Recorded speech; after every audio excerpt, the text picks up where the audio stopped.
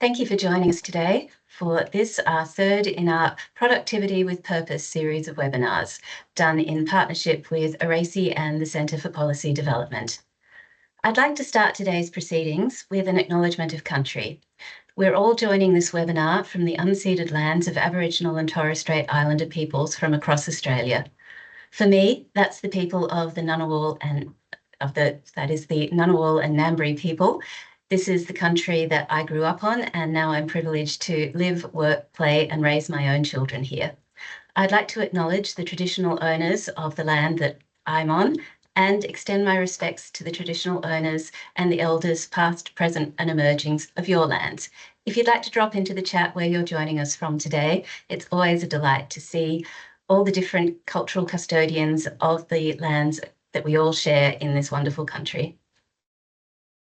Quick housekeeping before we get started. This webinar will be recorded and the recording will be available on the ARACY website in the next day or two. If you have questions for our panellists, you can use either the Q&A button or the chat button and just drop them into the chat. And we will do our best to bring those questions to the panellists as they come up or at an opportune time during the discussion. As I say, this is the third of our series of webinars, Productivity with Purpose. So far, we have been looking at what is even the point of productivity. Is it something that is just for the economists, or is it, as the Treasurer initially framed it at the Press Club way back earlier in the year, about leaving a better legacy for the generations that come after us? I think you can probably guess which side we come down on, but that's been the conversation so far. In our second webinar, our panel explored some of the how of the ways we can do this, the good practice and the exemplars that already exist, and some of the tools and techniques that are available to us if we want to go deeper into making productivity more about people. And today, we have a reflection on the Treasurer's Economic Reform Roundtable, which of course took place last week. Was this the opportunity that we hoped it would be? Is it the start of the conversation? Let's hear from our panellists. We have a terrific lineup for you today. We have Dr. Cassandra Goldie AO, who is the CEO of ACOSS and an Adjunct Professor at University of New South Wales. Cass is one of the few people who scored a golden ticket to the Economic Reform Roundtable, and today she's here to tell us all about it. Joining us on our panel, we have Tom Walker. Tom is an economist, a geographer, and the CEO of Think Forward, a youth-led organisation driving intergenerational fairness in economic reform. So yes, Tom is an economist, but he's also a good person and someone who can actually break down some of these ideas and concepts that can seem pretty difficult to get to grips with. Also, bringing the economist lens to us today is Toby Phillips. Toby is Economic Director at the Centre for Policy Development, where he works on policy ideas and partnerships to build a more environmentally and socially sustainable economy. So thank you to all our panellists for joining us today and bringing the knowledge, helping us unpack what we heard from last week and giving us some directions on where we hope things will go forward. Before we get into the experience of the roundtable with Cass, I'd like to know from Tom, what were you hoping for from the roundtable as an economist and as an advocate for intergenerational fairness? Oh, thanks, Diana, and hey, everyone. So yeah, Think Forward's story is that we started with a mission to put intergenerational fairness on the political agenda. This was back in like 2018, 2019, Turnbull, Morrison, Frydenberg, where we're sort of being told that there's nothing wrong and all you have to do is go get a better job, get some money from mum and dad, maybe eat some less avocado toast, and that's how you get ahead. And so we instead wanted to argue how the issues are structural. And so I think to be here 7 years later now with a government and the roundtable participants agreeing that our tax system is unfair for younger generations and it needs to be fixed is a really great achievement. It's an achievement that lots of people have been working really hard towards for a long time, including quite a few of the participants on the roundtable. Yes, it's been frustrating it took so long. It would have been nice if there's some agreed upon actions, but improving intergenerational fairness in our tax system is now a stated priority of this government. And if we're taking Albanese and Chalmers at their word, we now have 3 years of policy making and a window to push for reform. So I think that's all really great. But yeah, and there is a big but here, which I think is that saying that we want to help younger people is a pretty easy thing for people to do. It's an easy thing to agree with. Like, who's not going to say they don't want to help the next generation? And so what we are keeping a close eye on is that making sure that this framing of intergenerational fairness isn't being used to support the kind of policies that we might not want to see. For example, we see quite a lot of intergenerational language used in this very narrow frame of balancing the budget. People say things like, oh, we're bankrupting future generations and we have to cut public spending and we need to rein in the NDIS and education because spending's out of control. And even like the business lobby can say that we need corporate tax cuts because we need to encourage investment for the future. So there's many different arguments that can pick up this intergenerational fairness frame. So keeping an eye on that, I think is going to be really important. But then there's people like us and people like Cass who are arguing that the issue isn't a lack of money. We have so much wealth in this country. And so the problem isn't so much too much spending or too much public investments. It's that our tax system is giving away tens of billions of dollars to the wealthy, and that's what's causing our budget problems. And we're also looking at things like wealth inequality and access to opportunity, housing, and so on as intergenerational issues as well. And I'm guessing that's where the fault line was on the roundtable around consensus around these two camps about spending restraint and budget sustainability versus things like wealth inequality and access to opportunity and addressing tax breaks for wealth holders. So yeah, the focus on intergenerational fairness is great, but really looking for Albanese and Chalmers to lead now because I don't think they're going to get consensus around the really important things that matter, that will truly address intergenerational inequality. Because yeah, like who gives a stuff about a balanced budget in 2040 if we've got nowhere to live and the planet's on fire, right? Like we've got to make sure that we keep pushing this conversation about the bigger picture, not just about budget. But I think it's a really promising start that we've got this agreed position that something's broken to build upon. Toby, you were one of the authors of the Productivity with Purpose paper that gave its name to this series of webinars. And that was one of the arguments put forward in that paper, that economic growth, productivity for its own sake is not sufficient, that we needed to be really considering why we're looking for growth, what the purpose of it is, and how we balance that with, as Tom says, a socially and environmentally sustainable future. Having said that, was there anything that came out of the Economic Reform Roundtable that you were pleased to see? Yeah, and so I guess in terms of productivity with purpose, what we were really proposing was three things. So government should change the fundamental rules in sectors where government plays a big role. And so that's a lot about the care sector. It's about collaborative commissioning. But we also talked about things like the energy sector, where you have these regulated monopolies that just aren't working for consumers. We also talked about fixing failures in capital allocation. So really, if you're thinking about productivity across the economy, a lot of that is about what is being invested in and are those things that are setting us up for a good and a sustainable future. And the third thing we talked about there is achieving better alignment between social value and economic value. So we have these quite complex systems and measures and regulatory frameworks that try to optimize economic value. If that isn't optimizing for social value, if there's a drift between the two, then we're not necessarily getting the outcomes we want. And so for us, we've tried to frame the whole thing in our submissions and our work about saying what are the interventions, what are the reforms that can help us, yes, achieve productivity, but can achieve productivity that makes life better for all of us people. It's not just productivity for productivity's sake, it's productivity with purpose. Now, in terms of what we took out of the roundtable, I think if you view what's come out of the roundtable as the end of the process and as a list of results, it feels a little bit just ho-hum. We've got things like road user charging, getting rid of nuisance tariffs. I mean, I think these are mostly worthwhile things, but it's not going to lead to the sort of step change in productivity that we were advocating for and the step change in social outcomes that we were hoping for. But I guess, like Tom, my takeaway is probably that this is more the start of the conversation than the end of the conversation. So tax is on the table. Like, that's fantastic. We included that in our submissions. So much potential there. There's also signals about reform to government investment vehicles so we can get better bang for buck out of government capital deployment.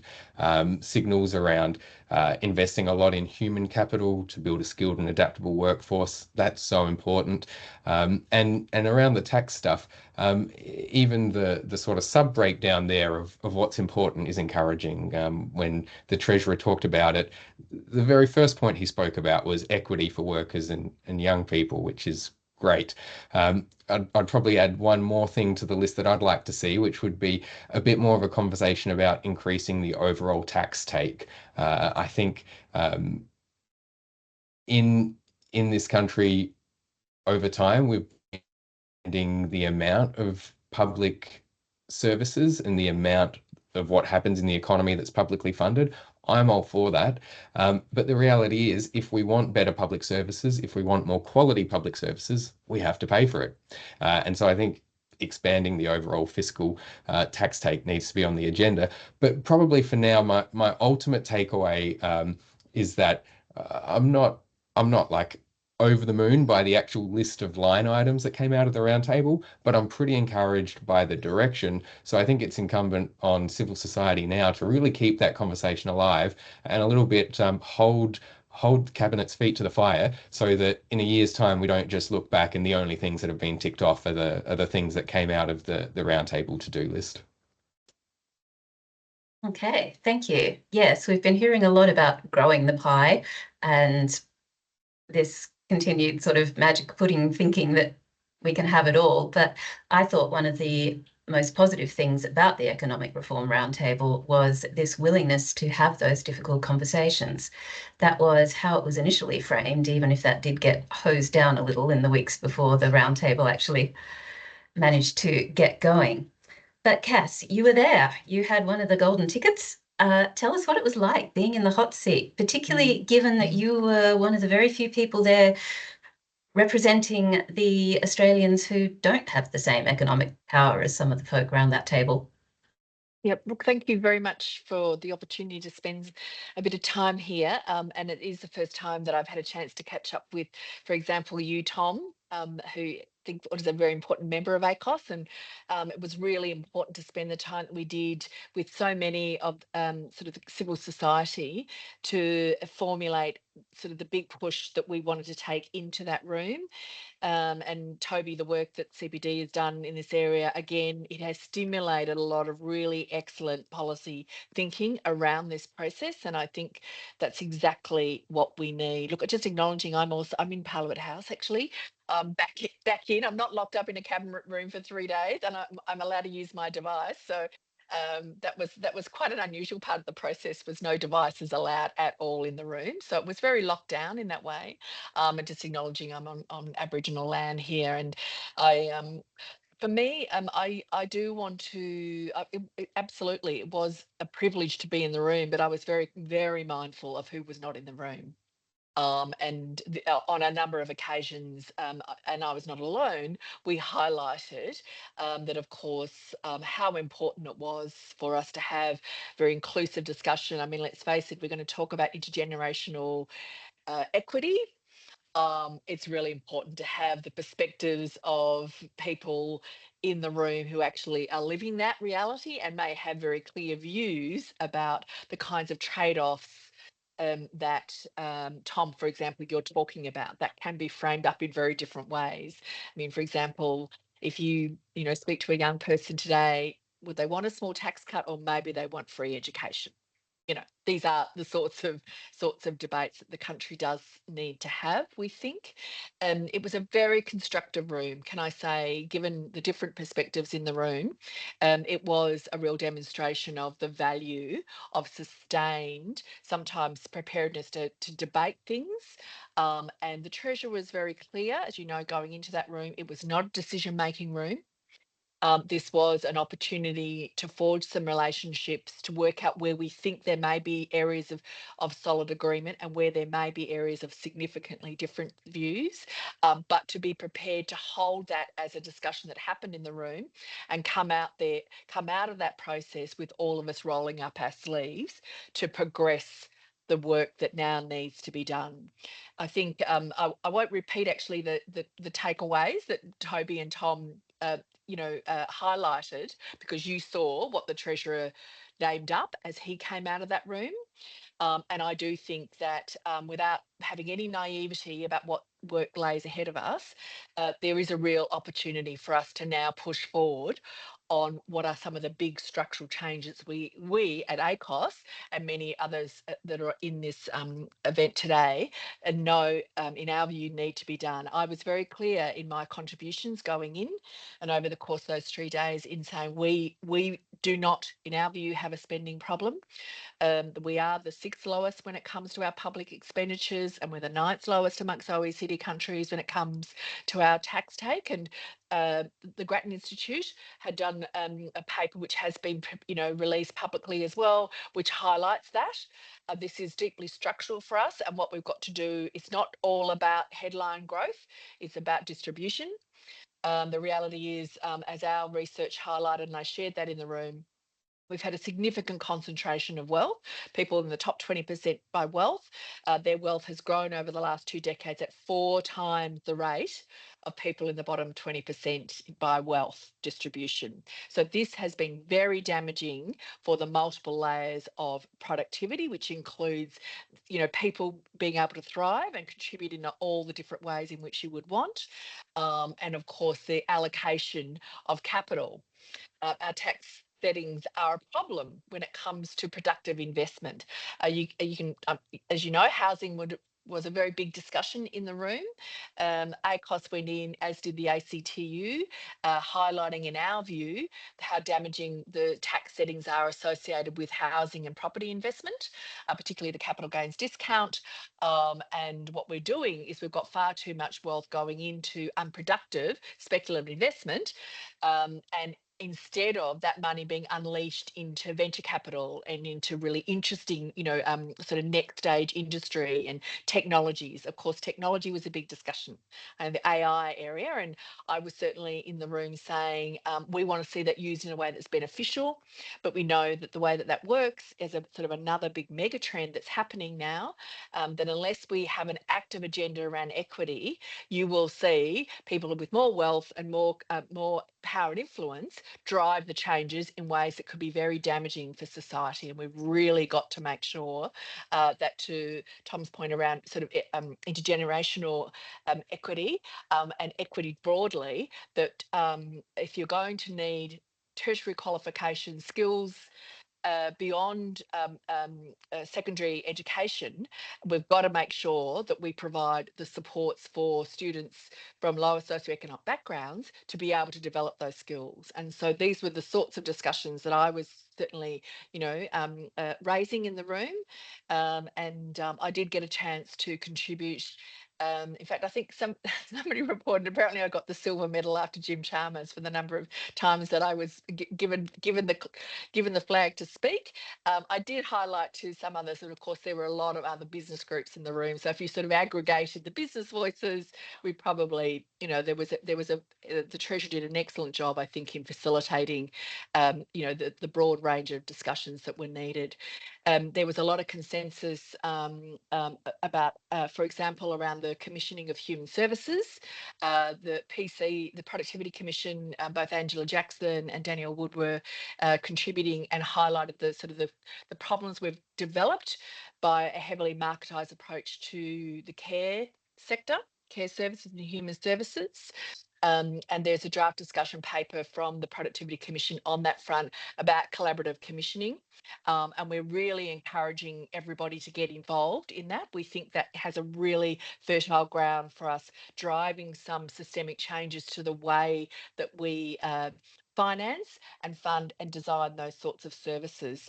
I was Yes, very just tell clear us as well. tell us a little bit more about that then, because Yeah, our so second webinar sort of explored some of the work of collaborative commissioning and distributing those power structures and the the infrastructure that drives competition, those market-driven services which don't fit neatly into the care sector. Tell us a bit more about that. And Tom and Toby, jump in. I want Great. I want to hear what folk have got to say. Yeah, and so that's where I was one of the voices, and others also saying that it's not that human services are unproductive. It's about the way in which you value and measure the effectiveness of those services in terms of both quality and outcomes. And that what we've had is far too many examples of whereby using a sort of a fully marketized approach, competitive tendering, for example, that has been very damaging actually for productivity, because many of you have lived that reality. You've got a 5-year contract if you're lucky, or 3 years or 2 years or 1 year associated with delivery of really important human services. And so we're not getting the kind of longer term investment in skills development in our sector that we all want. The digital transformation in our sector, you need to have an investment capability. And so we highlighted that around the digital transformation, that it's not that the care sector doesn't want to do the digital transformation, but we need to have our own method of investment to do that.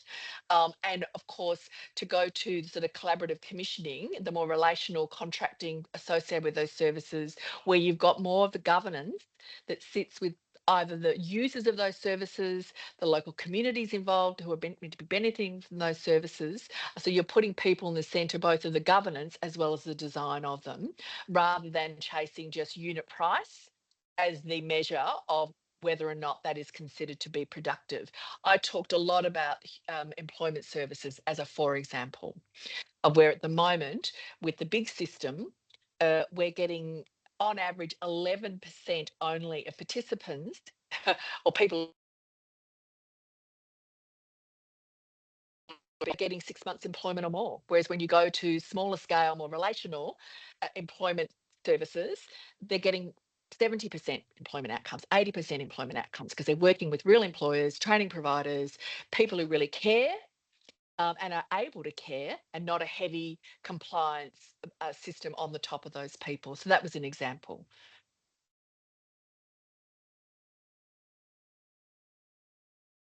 I know that this is something that Toby has thought deeply about. Yeah, thanks. Yeah, this is something that we spoke about a fair bit in our submissions, both to the Productivity Commission and into the roundtable. And I think fundamentally, to bring it back to like what's actually causing the problem here, it's the way productivity statistics are put together, and it's really ultimately a ratio of outputs to inputs, like how much do you produce and what did it take to produce it. And in a lot of market-based sectors, you can measure output. You can see, well, how valuable is it? How much do people pay for it? But that's really hard to measure in non-market sectors, in public sectors, and in the care sector, because this isn't something where you've got these dynamic markets. And the instinct of a lot of policymakers is to say, well, let's deliver it through a market, and that will kind of help us discover how valuable it is. But that doesn't really work for the reasons that Cass said. And on the measurement side of things, the global standard for how the ABS and all other statistical agencies handle this is they don't even try to measure the value that's generated from these sectors. They just equate the output to the input. So, if you think of it as a ratio, if you've got the same number on the numerator and the denominator, nothing changes. Even if you improve quality, even if you improve productivity in the sector, the statistics don't actually recognize that. And that means that planners and budget setters in treasury departments also don't recognize that. And one example that comes to mind that I'll probably get wrong, but it came from the child protection sector in South Australia. where an innovation from a provider that was working with families led to one of these key metrics about I think children being removed from families. It improved by like 90% based on this new, more relational way of working with families. And the government was really able to come in and say, this is a key innovation. We need to share this across providers and mainstream it, because normally what happens is competitive tenders don't allow for that dynamic of sharing best practice and improvement across the sector. That's why we've really focused on saying, what are alternative measures, quality adjustive measures that we can use to surface those quality improvements? So if you're getting a 90% improvement in outcomes for families, that should show up in whatever statistics you're using to measure productivity. That does represent a real productivity improvement, even though it doesn't show up in our current statistics. And then we need commissioning processes and decision rules and administrative systems that say, how do we encourage those sorts of processes, those relational ways of working, instead of just defaulting to saying, well, our systems for measuring value are based on market, so let's deliver things through competitive markets, because it doesn't work in a lot of these cases. So Cass, there was a lot of talk going into the roundtable about reducing red tape and cutting regulation, and everyone's waving their copy of the book Abundance about and talking about how, with all the best intent, we've managed to create regulatory systems which stifle innovation. Recognising that government holds the purse on a lot of the big services that we're interested in around this virtual table, was there an appetite for changing up the way government does business then? So certainly there was a wide-ranging discussion, as you can imagine, about what we mean by cutting red tape. And there was a very strong view that this isn't about deregulation for deregulation's sake. It is about better regulation for better outcomes. Now, I think this is, in my view, something we're going to need to stay on very carefully, because, of course, the last thing we want when we're going through serious impacts of climate change, for example, serious impacts of the housing crisis, that, a sort of a hands-off, no regulation approach could lead to very bad outcomes. Now, as you know, as reported outside the roundtable process, there was a big discussion about the National Construction Code, and ACOSS was one of the voices saying we need to be very careful with this notion of pausing further changes to the construction code, because we are at the moment building housing which will be unlivable in some cases already, because they don't have the kind of standards associated with electrification, with climate risking, and accessibility. With an aging population, for example, we need to be building housing stock that will be durable and ideally as efficient as possible, ensuring people can live there for a very long time, and that it actually is robust to the multiple impacts of what's happening around extreme weather events and energy performance. So this is definitely an area for us to watch. I mean, I said, of course, the not-for-profit sector has its own experience of, regulatory burden that is unnecessary, and we've been calling for change for a very long time.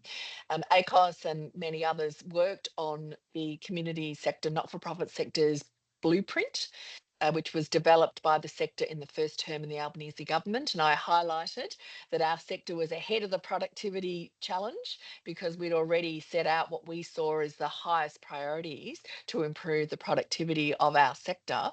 And the first goal there is about a better operating environment. For example, we've still got charities that need to register in every state and territory in order to fundraise. We're still there, don't know. How did we not get that one done? So I think we should be very clearly saying we want to be a part of the efficiency associated with uniform regulation where that's appropriate.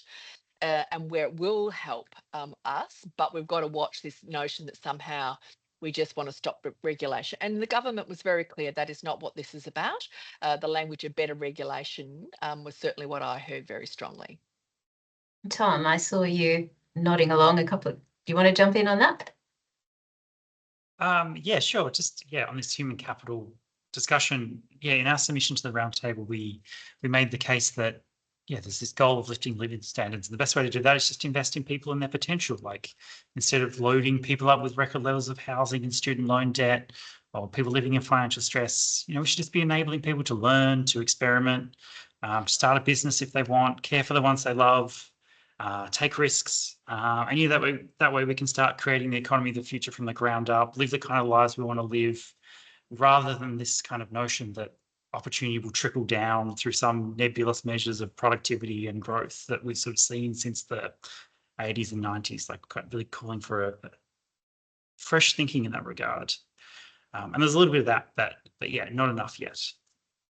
Okay, that segues. I was just going to, sorry, if I can, to sound that, yeah. Tom, that sort of, when you look back and you have to remember that actually it's 2025 and we're looking forward as well. Mm-hmm. I mean, the day after the roundtable completed, I was fortunate enough to be at the Diversity Council of Australia's lunch where the Governor General spoke. And going into the roundtable and coming out the other side, I also, ACOSS highlighted very seriously the ongoing issues we have about, for example, ableism, the level of exclusion for people with partial capacity or disability from living a full life. Similarly, racism. The Race Discrimination Commissioner gave a very important speech going into the roundtable about the ongoing problem of racism in Australian society and the need for an anti-racism framework, and ageism, but at all levels. The Age Discrimination Commissioner also in the lead up to the roundtable highlighted that ageism is getting worse, not better, because of this notion that somehow you've got to be a certain kind of worker to be, in quotes, productive. So the history of the DCA, the Diversity Council of Australia, it was formed in the 80s economic reform time because businesses at that time said exactly that, Tom. We need to enable people who live in this country to be able to thrive. And if we're going to do that, we've got to have a serious agenda around inclusion. And I think we need to reassert that very strongly now, because on many of these fronts, speak to our First Nations colleagues, we are not getting where we should be on some of these big barriers that no matter what skills you develop, you've got to have an open door. And can I just highlight, there was some very encouraging consensus about the need to improve and fast track the recognition for people of their overseas qualifications. And that's a very important agenda. I'm hoping we'll get a bit of traction there. But again, also we've got to tackle these cultural issues associated with who gets doors opened and for whom people are still locked out. That segues nicely into one of the questions from our audience, which was around, and we touched on it before, about a human capital approach. Now, that got a little bit of a Guernsey when we first started talking about the roundtable, back when it was a productivity roundtable, before that got focus grouped out. But we haven't heard a lot since about a human capital or a human flourishing approach. And that was something I was interested to hear from all of our panel on. Who's not getting the chance to participate? How do we make sure that everyone gets the opportunity to participate in the ways that are right for them? And I think this also goes to that regulatory thing, and I'm digging back into the archives here, but with the best will in the world, things like setting a minimum shift time can act as a barrier for folk who perhaps can't work for 6 hours or 8 hours, but could for 3 or 4. So who wants to pop on your hot team? Who wants to say something on that? I can jump in with some thoughts, and perhaps I think it's a really interesting question and issue, and I'll perhaps start by kind of zooming out to thinking about like what is the standard productivity playbook, and the standard playbook for improving productivity in any economy was basically written based on capital intensive industries like manufacturing. And in those industries, it's pretty clear that the solution to boost productivity is you get more investment, you get more capital deepening, more capital per worker in like unlocks higher productivity. And so, you know, the analogy would be like upgrade your machines on the factory floor. That's how you get productivity. I think Toby, the I'm issue just going to is get you to define capital deepening for the non-economic people among us, like me. capital deepening is more equipment per worker and better quality equipment per worker. So it is literally when businesses invest in like new equipment on the factory floor.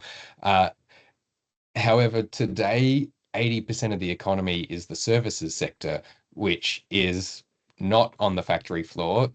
For a job like mine, I don't really know what capital deepening would even mean. And frankly, the same would be true for a graphic designer, for an accountant, for many care service providers. Like that concept, these just are not capital intensive industries. The capital that is important is the human capital. So, you know, workers in these industries are not just sort of like interchangeable labor units. The worker is the thing that's doing the productive work, and is the thing that's valuable. So actually, I think when you bring human capital into the equation, really, if I was a official at Treasury, this is the big question mark. It is what is a productivity and industry policy playbook for the services sector writ large. What does capital deepening look like for human capital? The sorts of things where I think that conversation would lead would be things like having sort of stronger worker rights and tighter labor markets. In those sorts of conditions, you can see that firms are forced to support workers better, help them build up their human capital, and are actually forced to come up with production processes that really make the best of the human capital they've got. Also, that's why I was quite excited about things like workforce training and having an adaptable labour market. Sounds like a bit of a tagline to come out of the roundtable, but really that will be the key for 80% of our economy to unlocking productivity gains. It will be saying, how do we take workers and not just treat them as interchangeable labour units, but as individual people on a career pathway who, if we level up them, we're actually investing in the human capital of the economy. So I really do think that for the vast majority of the economy, human capital is the center to the productivity question. Yeah. I mean, if I can just add on to that, and Tom, no doubt you've got plenty to say too on this one. All of that, Toby, and even more. This is the reality of it. We know that if we are going to not allow further concentration of wealth and power and influence, we are going to really need to democratize access to what you need to live to your full potential. And that is whether you are inside the workforce, paid workforce, or outside of it. I did remind everybody that right now we've got about a third of the Australian community who are outside the current paid workforce, let alone what it might look like in the sort of ups and downs of industries, you know, economic opportunities associated with the transition, with climate impacts and AI. And I really encourage us to see that it is understandable that people can feel very frightened by this if we don't do this in a way that is very inclusive and provides a great sense of economic security, so that you are, to your point, Tom, prepared to take the risks to leap off, to do things differently yourself. So you know, there's only so much you're going to achieve in 3 days. I'm very aware of that. But I certainly did my best to make the case for the need for basic economic security. Social security is really important in providing that real floor for people. If we're going to talk about fiscal policy, I did say that we've got to remember it's taken us over a decade to even get to the basic Gonski formula investment in public education.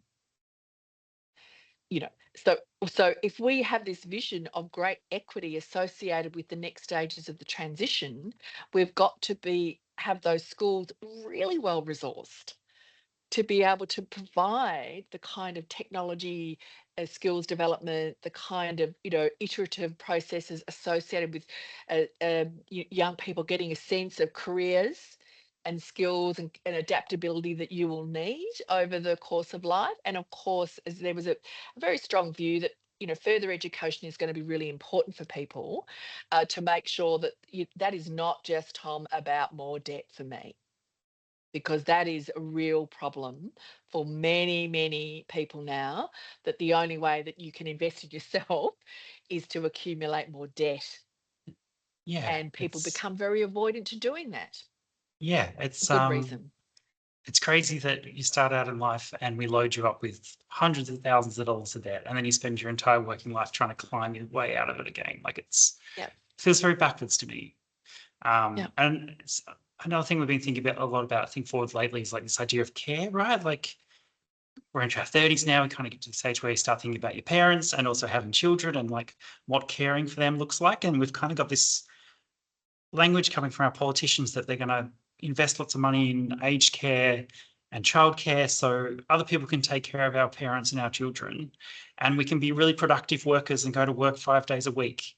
And it's like, is that even like what we want? Like, have we even had a chance to have that conversation about what a good life looks like? Like, is it super productive where you spend all your time at work and then outsource the things that matter? I don't think people want that. So I think that kind of, how do we measure the things that aren't productive or measurable is really important.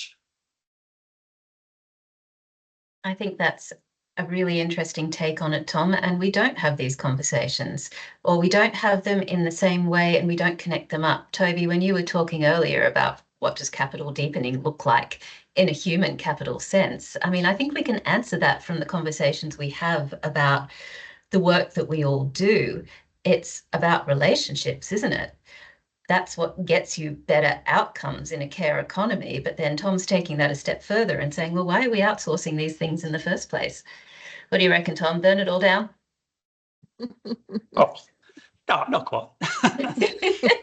but some imagination and like challenging these structural things is really important. And we've got all these problems, and there's a lot of politicians and people coming up with solutions without actually asking people what they want and how they want to live their lives. Now, there is a beautiful segue. Sorry, Cass. Beautiful segue into another question that's coming up for a lot of our audience at the moment, which is about who wasn't at that table. Lots of people noting that there was not a whole lot of representation of young folk in that room, given that it's their futures, their lives that we're talking about. Are we going to have to wait for the march of demographics to see real change? The last federal election was the first one where millennials and Gen Z voters outnumbered baby boomers. So was there an appetite to get hands dirty to do that work, do we think? Recognizing that there are going to be losers, and I'm including the Gen Xers among us, we're going to have to give some stuff up. No, I certainly made that point about who was not in the room. And I was not alone.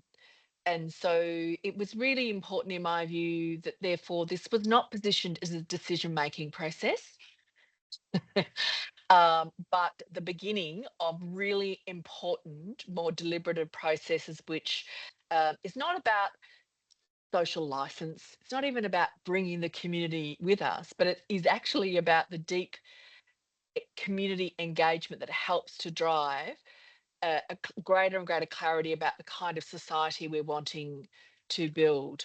We've had, as I said in that room, and have say elsewhere, as I say, we've had 30 years of sort of heavy focus on competition policy, headline growth, and here we are. It's not that nothing has been achieved in that period, but you can see the growing inequalities, and therefore, and the fact that we've got a housing crisis which is unbearable to see happening. And we should be pulling all the levers. I mean, we went into that room with a very strong voice and broad support outside that room, saying in the sort of investment and all the policy changes that are needed, you don't get more important than a sense of self and well-being than having a safe place to call home. that we have to have proper targets again for low income housing and for that distributional side of it, rather than this sort of I think rear view about housing, which is all about home ownership for life in one place. I mean, you know, Tom, you know, the conversations, that is not necessarily the aspiration for many people, but they do want to know that they can stay somewhere and have a great sense of control over their home, as long as they need to live there. And that sense of mobility, you know, we know the tax settings are a real problem on that.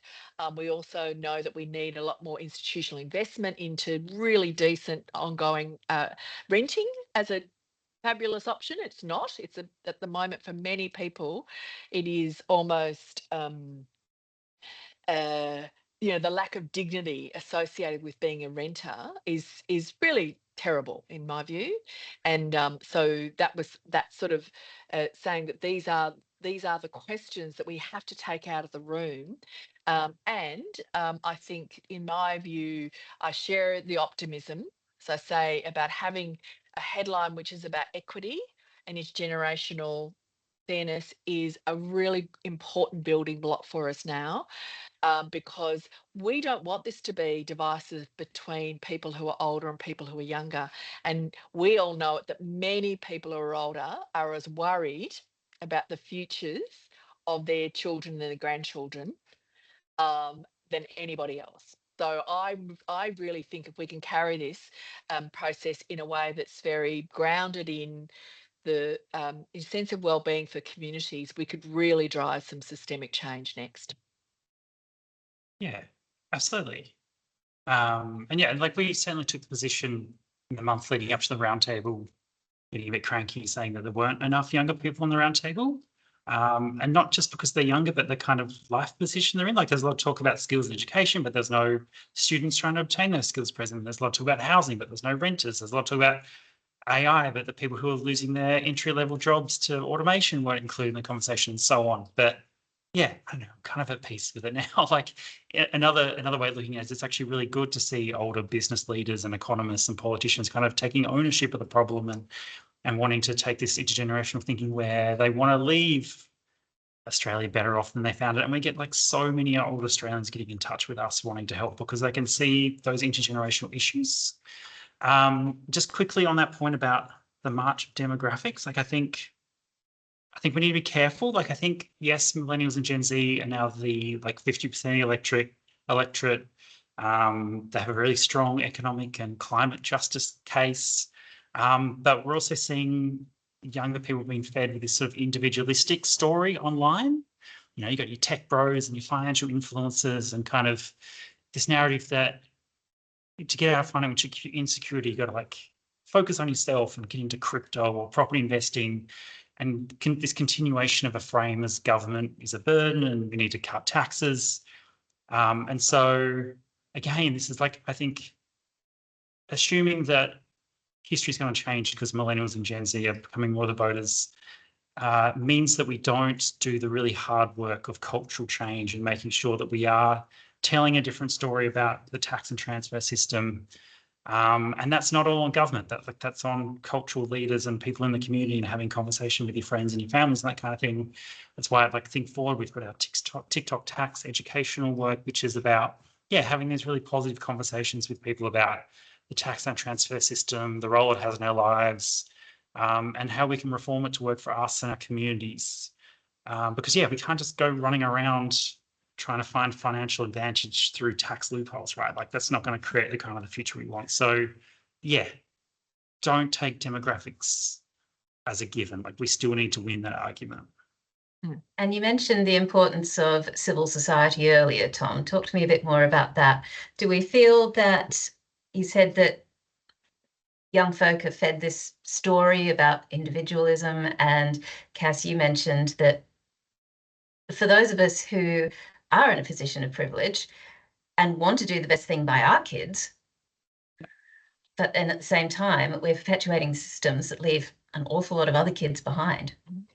Yeah, I think it's one story of many. Like, there's still, I think, a lot of people who like would happily pay tax because they know it's great, provides great services for their community. There's still that kind of view that climate action and progressive reforms to housing, it's just making sure that, yeah, we don't take that as a given and that we do the hard work, because I think it is rising, particularly with those sort of Gen Z people now in high school in their early 20s, the how common that story is of, like, you know, pulling yourself up by your bootstraps and getting into crypto and how great's Elon Musk and like the government's hopeless. So it's just, as civil society, as cultural leaders, not saying I'm a cultural leader, but cultural leaders, like making sure we're telling that positive story, not just burn it all down to the ground, as we kind of joked before. Like government has a really important role in our lives. We don't trust it because it hasn't really been working for us, but the alternative that's being pitched to us about, yeah, government's hopeless, we should burn it all down and trust these tech oligarchs, I think is really dangerous. Yeah. And yeah, I think really don't also, feel we should do that. That was not my suggestion. No, of course not. And I also think the sensitivity about in that sort of talking about as an intergenerational unfairness, it masks over the very deep inequalities within different parts of the community. You know it, that we've got people who are 65 who are really struggling to ever get a look in to get another job. And they're in a rental property and they're still on job seeker. They can't get to even an age pension yet. And they are in deep poverty. And then amongst younger people, there's again a sort of, to your point, Tom, a concentration of wealth that's happening between those who are doing really, really, really well, and then a larger and larger group of young people who are very excluded, and all of the very serious issues that can flow from that. I mean, how do we get here that we've got universities routinely providing food relief because younger people can't afford to feed themselves and continue in tertiary education, and yet we're giving lip service to skills as if that's everybody gets it, how important that is, and yet you work so hard and you cannot see how you can stay even to complete a qualification, and you've got the debt already. So it's a very these are multiple layers, and I think the we can't assume that everybody understands what those problems are. And why would you? Most people are daily trying to just pay the bills and work out why the house is so expensive for them, etc. And so I think this is a really important role for civil society, that we continue to bring our voices together in a way that helps to calmly explain how we got here, and the fact that we are absolutely able to change that picture for the better if we're prepared to work hard on the common ground. And in this political environment, I think we understand that we have a responsibility as participants in civil society to be out front sometimes, as much as waiting for the decision makers in politics to move. We saw that with the stage 3 tax cuts. That was a very important piece of work that I know, Tom, you were many people were involved in helping to explain how damaging those original design stage 3 tax cuts would have been, and we got a much better outcome from it when the government finally moved to change them. And so I'm just really encouraging us all to stay engaged, not only amongst those of us who sort of agree on what we think the problems are, but also to keep building those bridges across the divides, including with people who are who you might assume will be opposing it, to stay the course on getting in those rooms and making the case for why we all lose by a future which sets us up for further and further social dislocation and greater inequalities on every level. Okay, so in our last 5 minutes then, what is the one message that you will be taking forward? Let's go to Toby. One message taking forward. Look, I think, it's the tagline of this webinar series and of our report, Productivity with Purpose. But I think really this has been a good start of the discussion. As I said in my opening remarks, I'm I'm very encouraged by the direction the discussion is heading in. What I'll be taking forward is, I guess, at every opportunity, and I think this is probably something I'd say that the civil society sector as a whole, the thing we really have to do is ultimately the structure of the economy. It comes down to who's got power, who's got influence, who's in the room. The people that don't have power are the people that aren't in the room. And so I think it's kind of incumbent on all of us to kind of keep pushing, holding the ambition high, hold Cabinet's feet to the fire, and say, how do we get reform that leaves the next generation and leaves Australia in a better place and not just one that's producing more widgets? Tom. Yeah, great. Yeah, the big idea that I'm really thinking a lot about is like writing a new social contract. Like basically the social contract we've had for the last 20, 30 years is breaking down now. Like getting a job, getting educated isn't enough to buy a home, start a family, have essential services anymore. And people are getting really fed up by that. And so instead of letting, I guess, the powers that be patch up a system that's not working for us, like, what do we want our lives to look like in the future? Like, how do we want our work rewarded? How do we want to care for our loved ones? What's going to happen with AI?